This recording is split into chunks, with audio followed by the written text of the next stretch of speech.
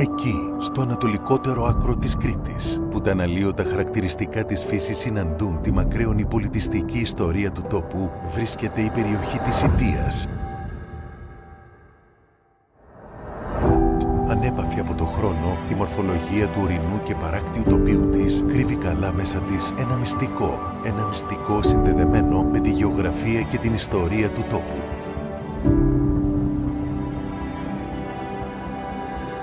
Το μυστικό της Χρυσής Σταγόνας, το μυστικό του εξαιρετικά παρθένου ελαιόλαδου pop Σιτίας Λασιθίου Κρήτης.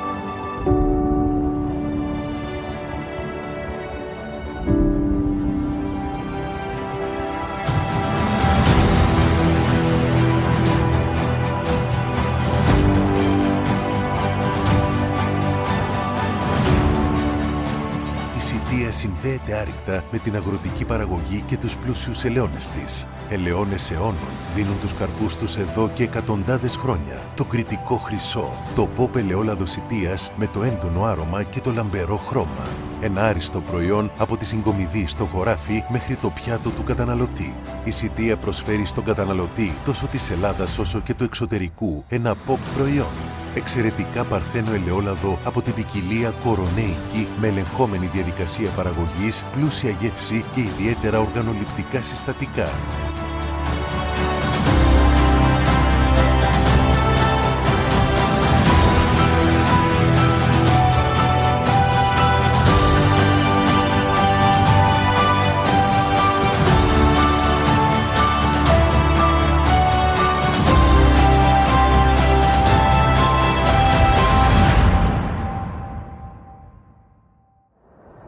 Η ποικιλία ελιάς κορονέικη σε συνδυασμό με τον ήλιο, το βουνό και τη θάλασσα εξασφαλίζουν σταθερά την πλούσια γεύση και τη μοναδική του ποιότητα. Η παραγωγή του pop εξαιρετικού παρθένου ελαιολάδου Σιτίας περνάει από γενιά σε γενιά με την ίδια αγάπη και το ίδιο μεράκι.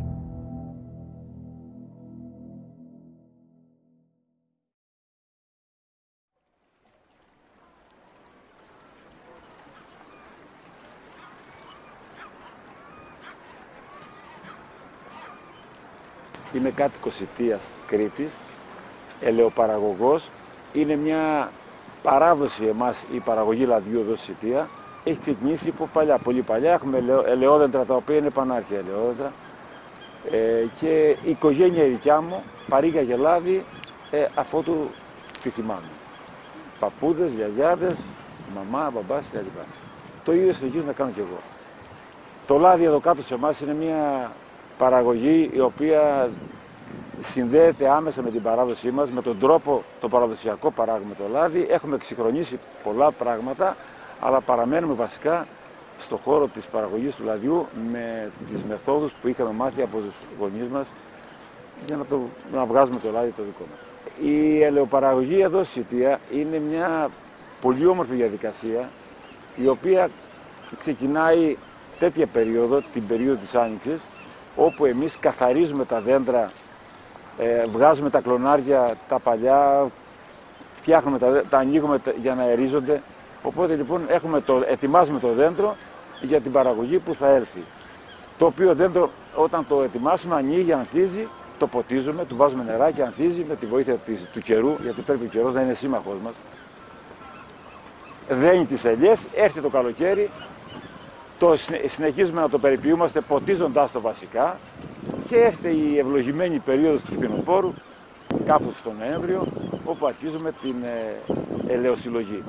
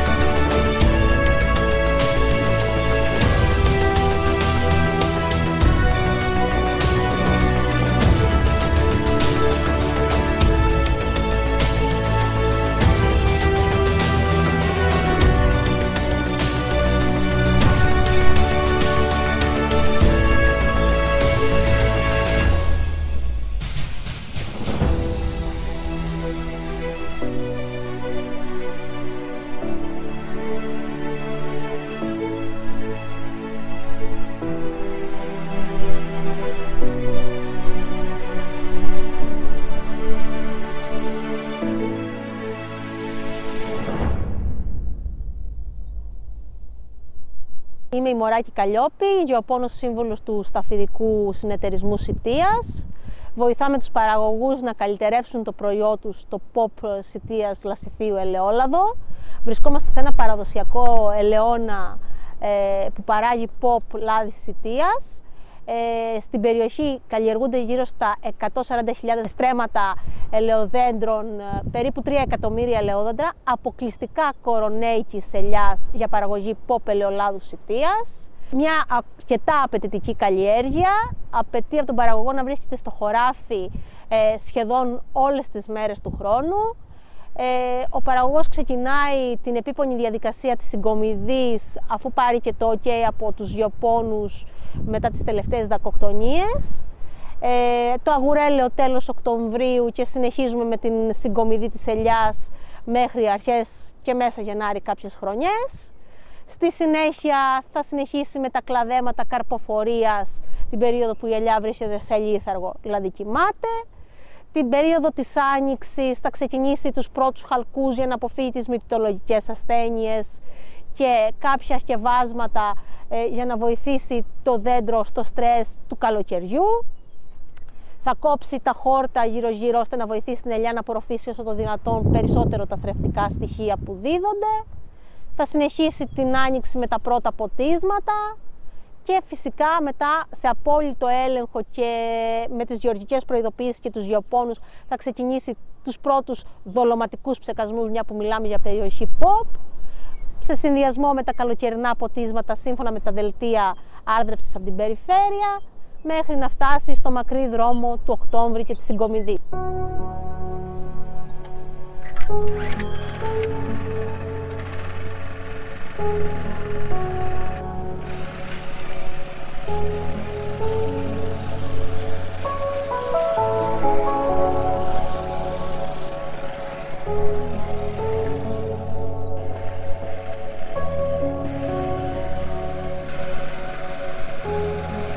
Όπως είπαμε, στην συγκομιδή του ελαιολάδου είναι η πιο μακροχρόνια περίοδος ενασχόλησης των παραγωγών. Ξεκινάει από τον Οκτώβριο και πάει σχεδόν μέχρι τα μέσα του Γενάρη. Η παραγωγή καθημερινά ραβδίζουν τις ελιές με μηχανοκίνητο μέσο χειρός, δηλαδή βέργες χειρός.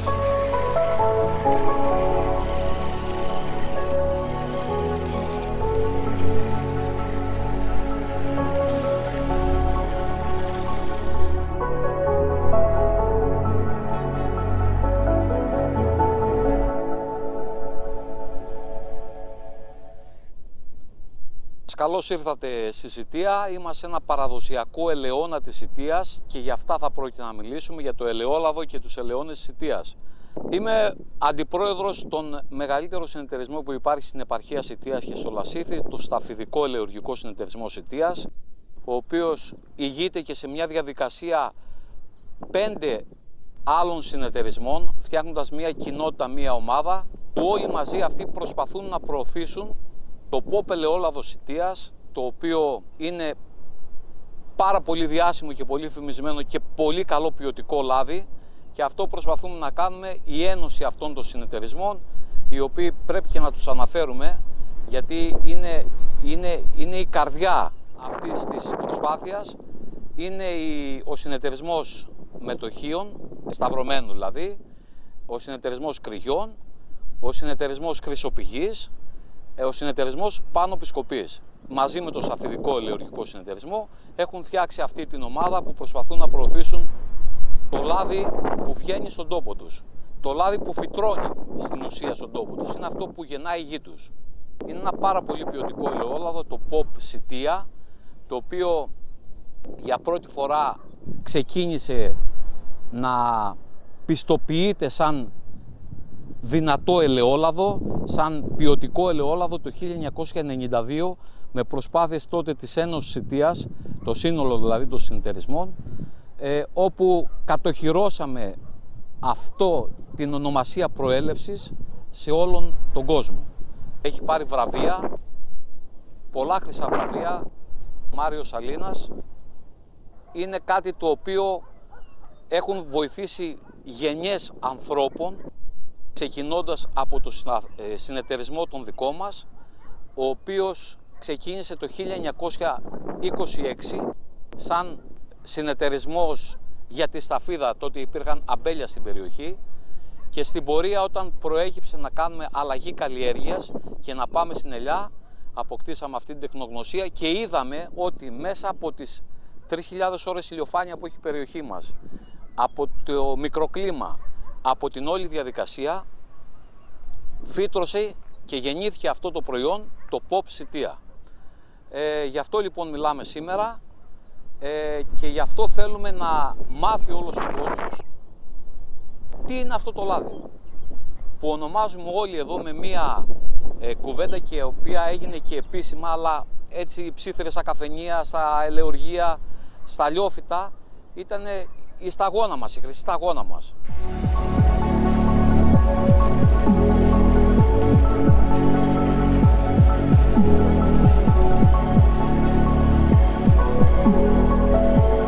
Οι παραγωγοί δίνουν όλο τους το είναι σε αυτό το πράγμα, οπότε το αποτέλεσμα που βγαίνει είναι αρκετά καλό. Και βοηθάνε και πάρα πολύ τα σεμινάρια που γίνονται στο να γίνονται καλύτεροι κάθε χρόνο.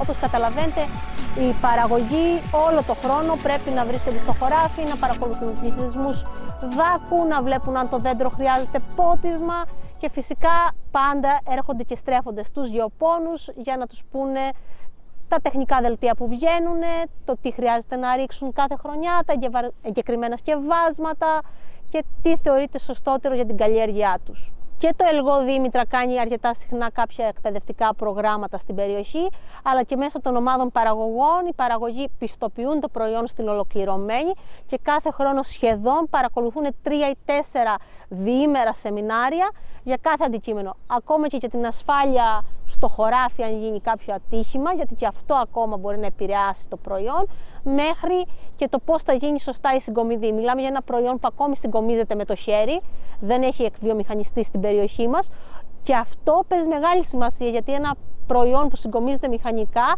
δεν έχει την ίδια επεξεργασία και ταχύτητα με ένα προϊόν που συγκομίζεται χειρονακτικά. Απλώνουν τα δίχτυα στο χωράφι, πάντα μιλάμε για χειροκίνητη εργασία, δηλαδή το να απλωθεί το δίχτυ στο χωράφι.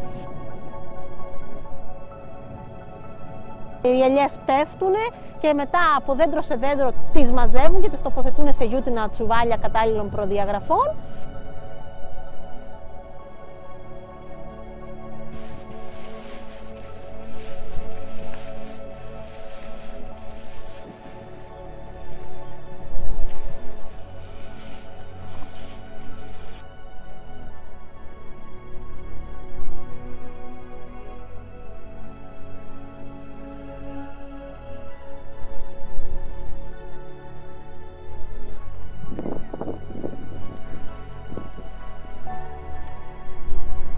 Και αυθημερών, το τονίζω γιατί είναι πολύ σημαντικό, να μεταφέρονται οι ελιές για επεξεργασία στο ελαιοτριβείο, ώστε να μην χάνονται τα ποιοτικά χαρακτηριστικά και τα αρώματα της ελιάς κατά την παραμονή πολλών ημερών στο χωράφι.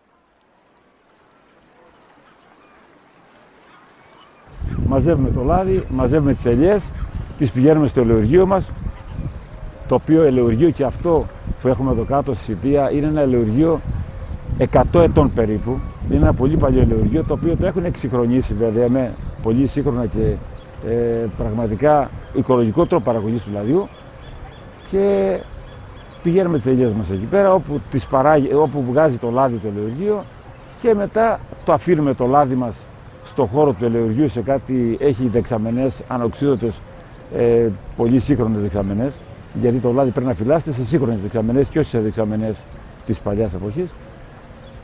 Παίρνουμε ό,τι λάδι θέλουμε στο σπίτι μας για να το καταναλώσουμε, γιατί εμείς καταναλώνουμε το λάδι που παράγουμε. Είναι τόσο αγνό και τόσο καθαρό που τρώμε το λάδι το δικό μας.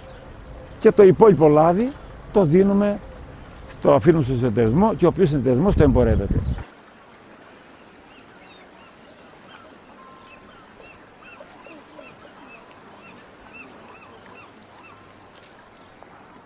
Βρισκόμαστε στον ελαιουργικό σταφιδικό συνεταιρισμό Σιτίας. Εδώ γίνεται η επεξεργασία του ελαιοκάρπου.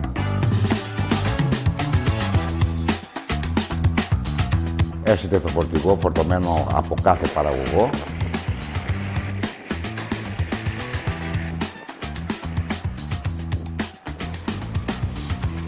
Μπαίνει ανάλογα τι ευχέρεια έχει εκείνη τη στιγμή το ελαιουργείο σε μια από τις 3 μονάδες που υπάρχει. Το φορτώνουν τα παιδιά που ασχολούνται και δουλεύουν στο ελαιουργείο, και από εκεί αρχίζει η διαδικασία της παραγωγής του ελαιολάδου.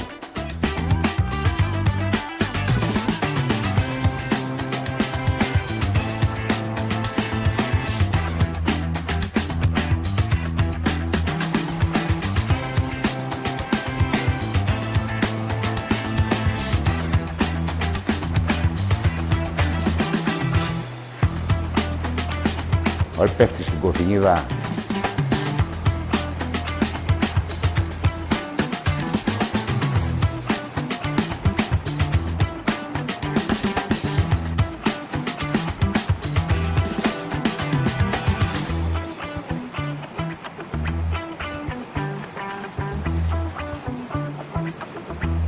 από εκεί με ταινία ανεβαίνει στα αποφυλωτήρια.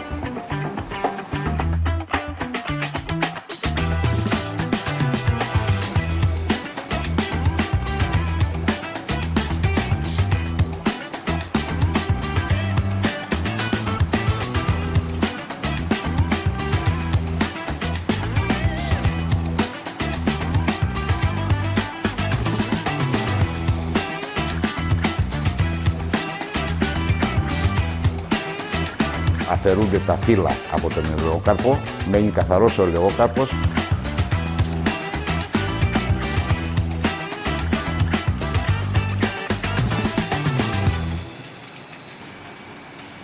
Και στη συνέχεια πέφτει στο πλυντήριο. Από εκεί πλένεται, καθαρίζεται από λάσπες ή πέτρες, χώματα, οτιδήποτε ξένη ύλη δηλαδή υπάρχει στον ελαιοκάρπο.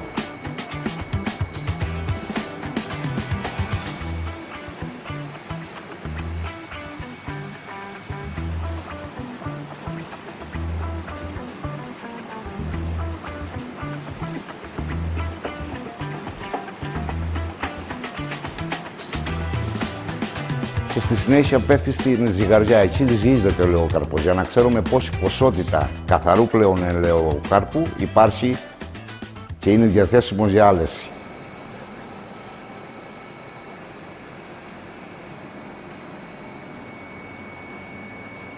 Στη συνέχεια πάει στο σπαστήρα. Εκεί σπάει ο καρπός με μηχανικά πλέον μέσα, σπάει ο καρπός και γίνεται ένα ζυμάρι.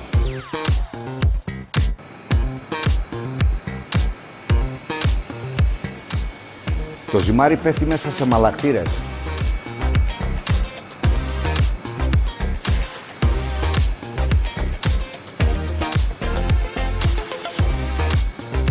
Στη συγκεκριμένη μονάδα υπάρχουν 6 μαλακτήρες. Και όχι μόνο σε αυτήν, και στις 3 μονάδες είναι από 6 μαλακτήρες. Ο κάθε μαλακτήρας έχει δυνατότητα 1200 λίτρων. Εκεί μένει ο καρπός 40 λεπτά περίπου και γίνεται η μάλαξη. βαθμούς 26 με 27 Κελσίου. Όταν τελειώσει μάλλον η διαδικασία των 40 λεπτών, με αντλία περνάει στο δεκάρτερ.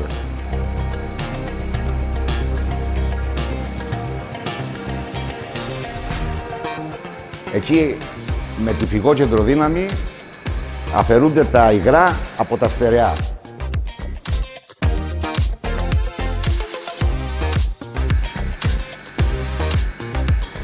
Τα μεν υγρά φεύγουν με αντλία πάλι και πάνε σε εξωτερικό χώρο.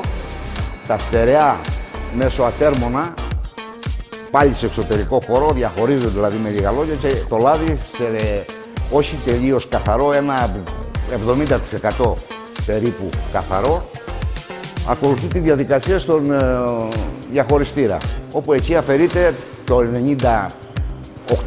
98%. Είναι καθαρό 98%. Το 2% είναι η ξενήλη που αυτή τη βρισκόμαστε στο τέλος μέσα σε κάθε δεξαμενή που αποθηκεύεται το λάδι. Όταν λοιπόν τελειώσει η διαδικασία του καθαρίσματος, μέσω ενός καναλιού πέφτει σε μία δεξαμενή, οπότε από εκεί ξέρουμε την οξύτητα βέβαια, γιατί στη λειτουργία όσο δουλεύει και καθαρίζεται, το κάθε παιδί παίρνει ένα μικρό δείγμα, κάνει την οξύτητα.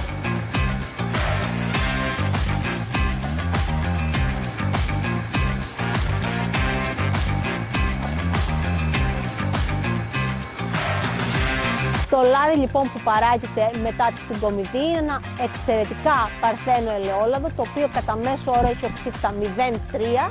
Ελάχιστες χρονιές οι δεξαμενές μας θα πάνε στο 0,4. Μιλάμε λοιπόν για ένα προϊόν που είχε τις προδιαγραφές POP και τις διατηρεί παρά την αλλαγή την κλιματική που μπορεί να το επηρεάσει η παραγωγή. Προσπαθούν το προϊόν να παραμείνει έξτρα παρθένο ελαιόλαδο 0,3.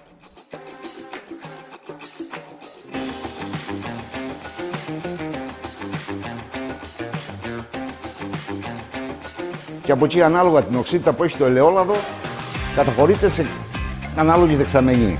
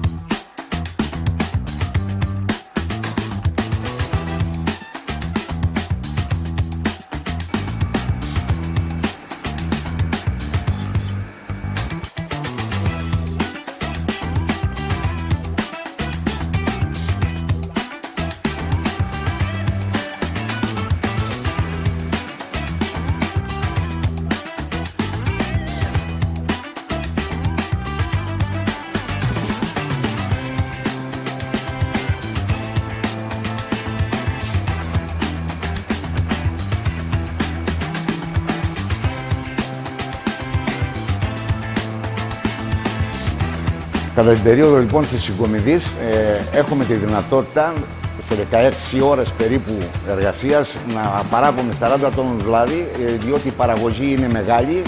Εξυπηρετούμε γύρω στις 1.000 με 2.000 παραγωγούς σε μια έκταση 13-15 χιλιάδων στρεμμάτων ελαιοκάρπου.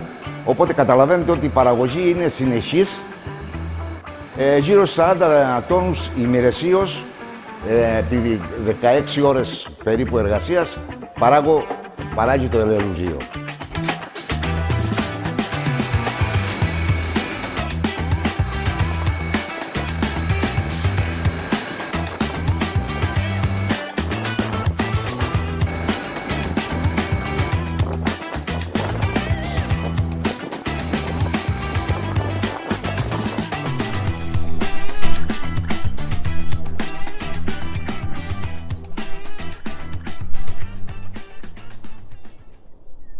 Αυτό το λάδι λοιπόν εμείς προσπαθούμε αυτή τη στιγμή να το ξαναεμφανίσουμε στην αγορά και να δείξουμε τι ευεργετικές ιδιότητες έχει, πώς το χρησιμοποιούμε, πώς το καταναλώνουμε και γενικά γίνεται αυτή η προσπάθεια για να το επικοινωνήσουμε με όλο τον κόσμο και με κόσμος που δεν ξέρει τι είναι αυτό το πράγμα, τι είναι αυτό το λάδι. Ξεκίνησε το 1926 ως συνεταιρισμός που αφορούσε το αμπέλι και τη σταφίδα και στη συνέχεια μεταλλάχθηκε. Φτάσαμε να γίνουμε όλοι ελαιοκαλλιεργητές και αυτή τη στιγμή ο συνεταιρισμός έχει 1000 μέλη, 1000 ενεργά μέλη, παράγει 2.000 τόνους στην καλή χρονιά ελαιόλαδο, pop σιτία πάντα, και όταν λέμε pop σιτία εννοούμε από 0,3 έως 0,8 οξύτητα, εκεί μέσα είναι το pop.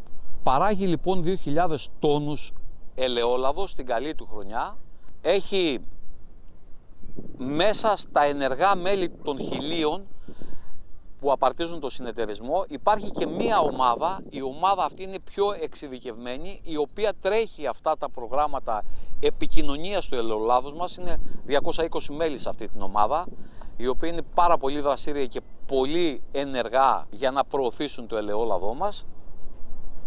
Ο Σταφιδικός καταλαμβάνει μια περιοχή καλλιεργητική, πάντα μιλάμε, κοντά στα 13.000 στρέμματα. Έχει δυναμική με ένα ελαιοργείο το οποίο είναι δυνατότητας παραγωγής 40 τόνους ημερησίως έως και 50 μπορεί να φτάσει. Έχει δυνατότητα να αποθηκεύσει 2.000 τόνους παραγωγή, πάντα pop ελαιόλαδο μιλάμε. Στην Ένωση Σιτίας, η οποία ήταν η δεύτερη εξαγωγική δύναμη ελαιολάδου στην Ελλάδα, είχε καταφέρει να πάει σε κάθε σπίτι, σε κάθε ήπειρο το pop σιτία. Και αναφέρω, είχε πάει Νότιο Κορέα, είχε πάει Ιαπωνία, είχε φτάσει Κίνα, είχε φτάσει Αμερική, είχε φτάσει Αυστραλία, είχε φτάσει Δυτική Ευρώπη, είχε φτάσει Ευρώπη κεντρική. Σε όλη την Ελλάδα θα ήθελα να πω ότι αυτή η χρυσή σταγόνα είχε φτάσει σχεδόν σε όλο τον κόσμο. Εν κατακλείδη, εκείνο που θέλω να πω είναι ότι είχε γίνει μια τεράστια προσπάθεια στο παρελθόν για το pop σιτία, είχε γίνει γνωστό παντού και αυτή η προσπάθεια θέλουμε εμείς που είμαστε οι συνεχιστές των γονιών μας να καταφέρουμε να το ξεπεράσουμε και να το ξαναβγάλουμε στην αγορά. Θέλουμε να μάθει ο κόσμος τι είναι αυτό το φτηνό ποιοτικό ελαιόλαδο. Έχει ξεκινήσει αυτή η προσπάθεια, όπως είπαμε, από τον Σταφιδικό Ελαιοργικό Συνεταιρισμό Σιτίας, μαζί με μια ομάδα η οποία ο φορέας μας τρέχει όλο αυτό το πρόγραμμα και τους ευχαριστούμε σε αυτό, θέλω να το πούμε. Και κάτι άλλο το οποίο θα ήθελα να πω είναι ότι το πονάμε πάρα πολύ αυτό το προϊόν και γι' αυτό κάνουμε όλο αυτό το αγώνα για να το δείξουμε.